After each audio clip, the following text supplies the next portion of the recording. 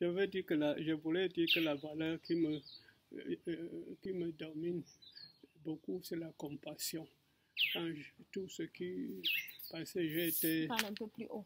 Oui, je dis que la compassion est la compassion, la pitié pour ceux qui souffrent, pour les gens qui ne connaissent pas Christ et qui n'ont point de l'espérance en la vie après cette vie.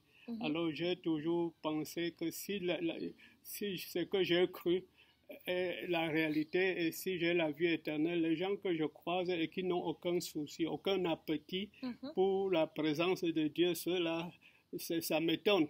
Je prends des jeunes que je loge, je prends soin d'eux et puis on leur parle de Jésus, ça ne leur dit rien. C'est ça qui fait ma déception. Mais je pense qu'un jour, ça va germer. Amen. Nous avons toute la parole, la communauté de Bamenjou connaît combien je me suis dépensé pour que des jeunes se tournent vers le Christ.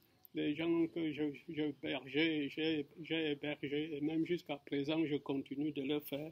Mais ces jeunes continuent aussi de me décevoir. Pour la plupart, je vois que les gens ils n'ont pas reçu le pardon pour leurs péchés. Je manifeste l'amour de Dieu, l'amour dont Dieu m'a aimé. Je le manifeste de tout mon cœur.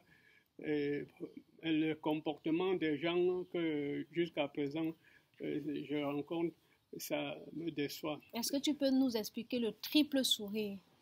Oui, j'étais à 18 ans environ, je ne pouvais plus continuer mes études après la seconde. Et puis, je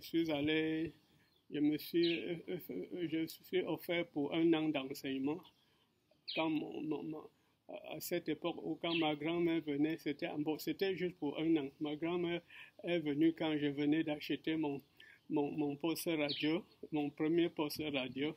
Et puis, ça, c'était en quelle année? 61, 62.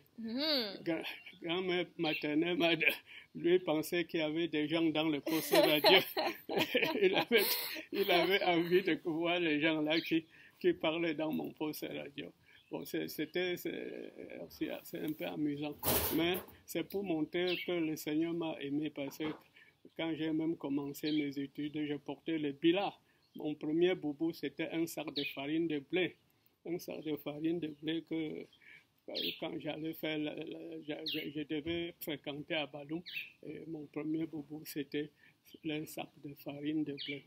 Bon, je veux simplement dire que quand je lis les psaumes où on parlait de Dieu comme un père pour l'orphelin, un père, un époux pour la veuve, ça me touche beaucoup. Et c'est pourquoi j'ai aussi voulu, dans ces temps-ci, orienter ma famille vers la perspective de l'accompagnement de l'orphelin et la veuve. Ça, c'est l'une des choses qui nous occupe. À l'heure actuelle, nous logeons une veuve avec ses 2 enfants. Tu l'as vu là, la maman qui est là. Avant, c'est toujours des gens qui sont passés ici comme ça. C'est le malheureux. Le Rwandais que j'ai logé ici était ici avec leurs enfants. Même si nous avons fait ça tout simplement pour le plaisir de partager notre salut, notre bonheur avec ceux qui sont en danger de mort. Alors, quand je rencontre quelqu'un qui est en danger de mort sur le plan moral, ça me cœure. Et sur le plan physique, c'est la famine, et si on a quelque chose, on partage. Moi, j'ai compris que Dieu m'a aimé d'un amour éternel. Dieu m'a aimé, Dieu nous a aimés. Il m'a donné une famille, il m'a donné mes enfants qui ne m'ont pas déçu. Qui ont après moi la crainte de pécher contre Dieu et contre Dieu.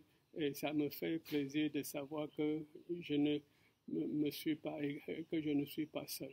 Amen, papa. Que Dieu te bénisse.